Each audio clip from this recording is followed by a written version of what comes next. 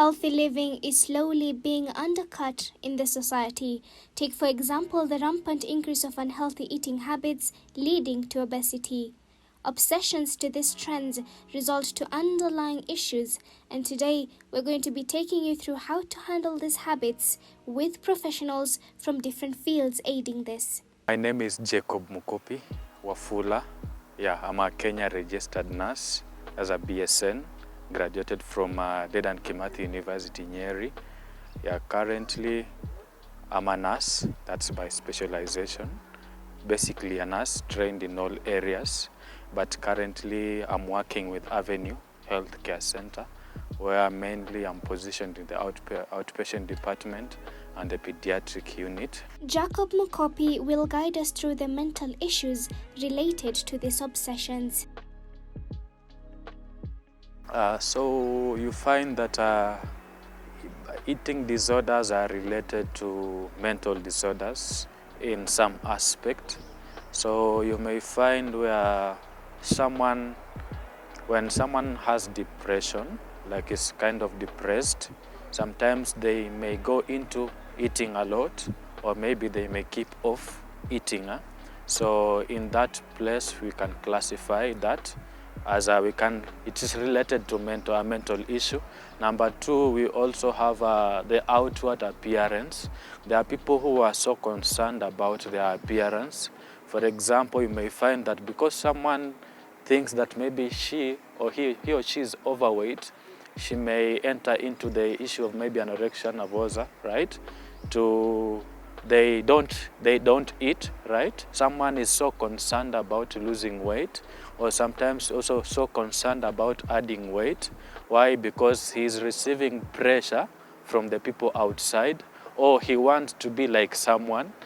So you may find, or someone also wants to be like a model. So you may find that someone goes into that place of anorexia nervosa, the person is not eating at all, right? Or someone may go into binge eating, or may go into bulimia nervosa, right? And the end of this, you may find that it affects the health of someone in terms of maybe their obesity on the other side, or the person being underweight, right?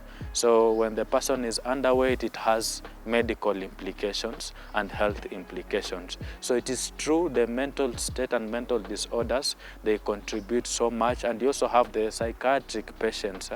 So you may find that these guys also, depending on maybe someone has a mood disorder, or someone also has a psychotic disorder, or schizophrenia. Sometimes due to the medications, you find that what they bring about is the increased appetite.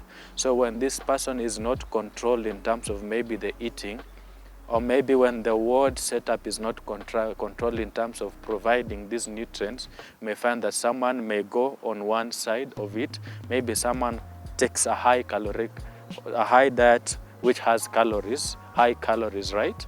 So you may find that if that person is not well controlled, maybe we may go into the issue where we have the sugars are so high, right? And that has implications on the health of someone.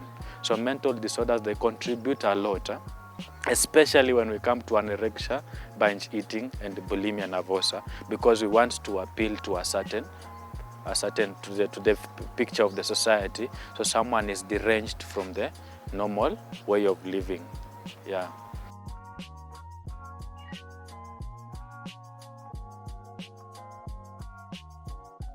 Now from his take, we get to hear from a Kenyatta National Hospital pediatric nurse talking about the eating habits of the little ones.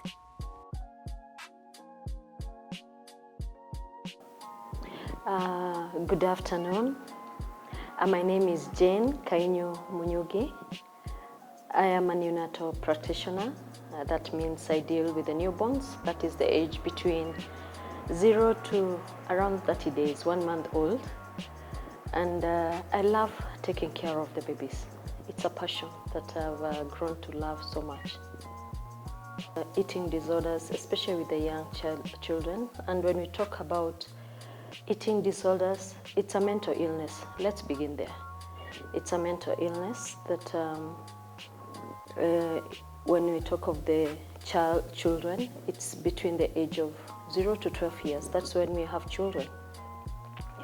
So when we begin with breastfeeding, I think it's a call from the Lord to tell us children should have a balanced diet.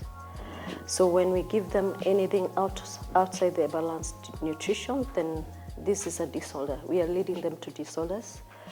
And some of the habits that now we have taken up as parents is we don't have timelines. We don't limit them to what they eat.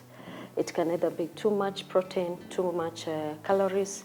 So it's the role of the parents, as you've just eroded, that the parents should take up the initiative to train their children to abide to a balanced diet so that we avoid too much or too little of it.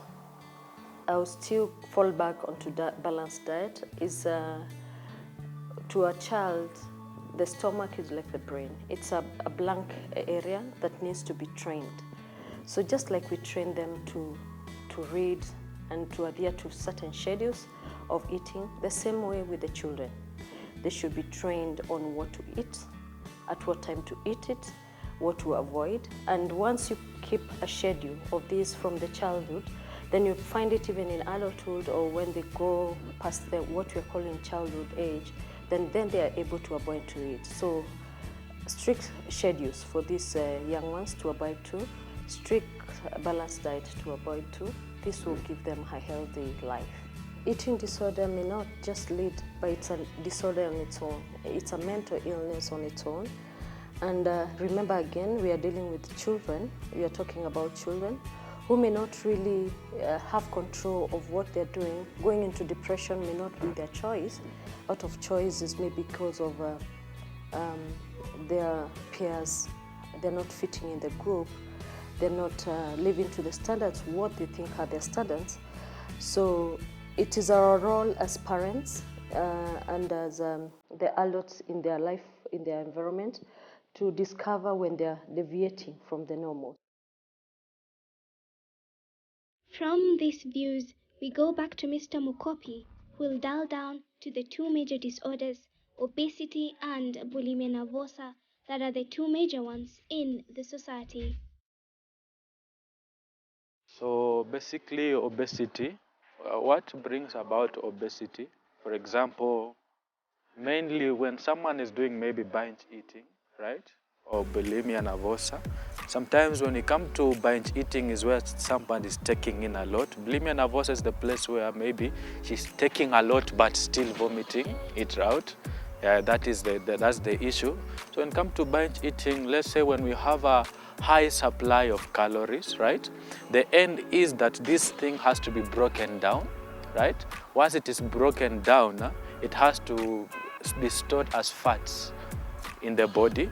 So when it is stored as fats in the body, that is when now you may see that someone's weight, obesity will come in. You understand me? Where now these high calories are being broken down. Once they are broken down, they are stored in the body as extra fats. So you may find that some people, it is around this. So you'll find men usually find their fats are around this area, the epigastric area. So you may find that there's that accumulation of fats. And obesity may lead to HTN, hypertension. Why? Because we have those fats now being stored in the blood vessels, the layers of the blood vessels. So once they are in the layers of the blood vessels, see that we are reducing the size of the blood vessel. So once we reduce the size of the blood vessel, then the heart has to pump at a higher level to supply the blood to the extremities, maybe to supply the oxygen and the starches to the glucose to the end of the body for it to be broken down so that every cell in the body may get the energy. So one of the issue of binge eating, it may lead to obesity, as I've explained, and obesity has implications. So one is HTN, number two, it is diabetes. So you may find that it may lead to diabetes in the place where now the cells are insensitive to what? Are insensitive to glucose, where now the absorption of glucose from the body, it is not constant and adequate. So once we have that, and diabetes also can lead to many things. When we have high sugars, they may be a danger to the eyes, cause retinopathy. They may cause the eyes may be There may be damage to the eyes. There may also be damage to the kidneys. So when we have damage to the kidneys, we go down into kidney failures and all those things. We can also go down to blindness and all those things, because once it affects the nerves that supplied, that coordinate the place of vision, then you find that we go into many things. So it is very important to note that obesity can also result into many things.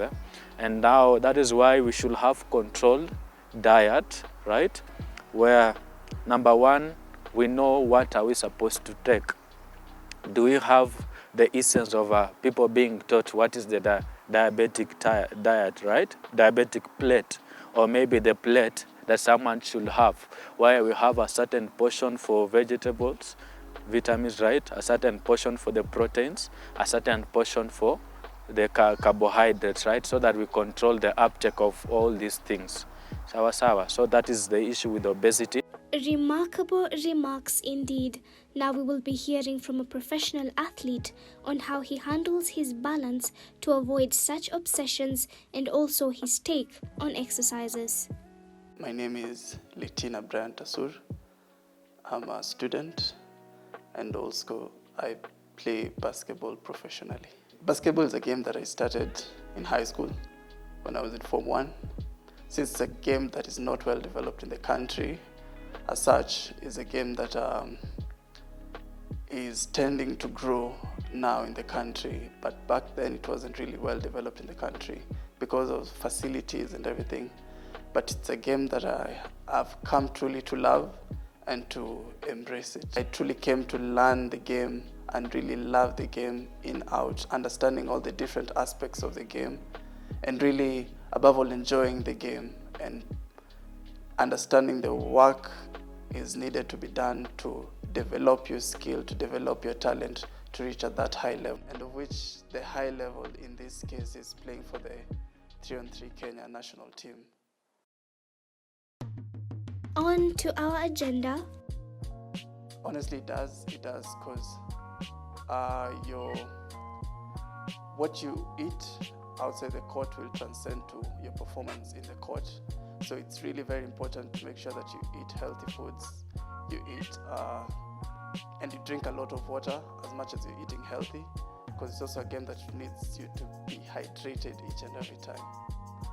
And I would really advise players out there, whichever game you're playing, especially at a professional level, it is very important to ensure that you keep healthy and eat healthy, because it will transcend to what you'll be able to do at the court or whichever game you're playing at the pitch.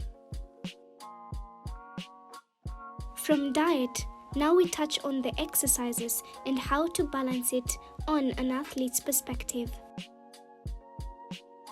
Honestly, I've come to learn that for you to play basketball, especially at a high level, you really need to be buffed up and big, because it's a game that requires a lot of switches. You'll switch from a center to a power forward to a guard, and not every time you'll be playing ISO game one-on-one with a guard.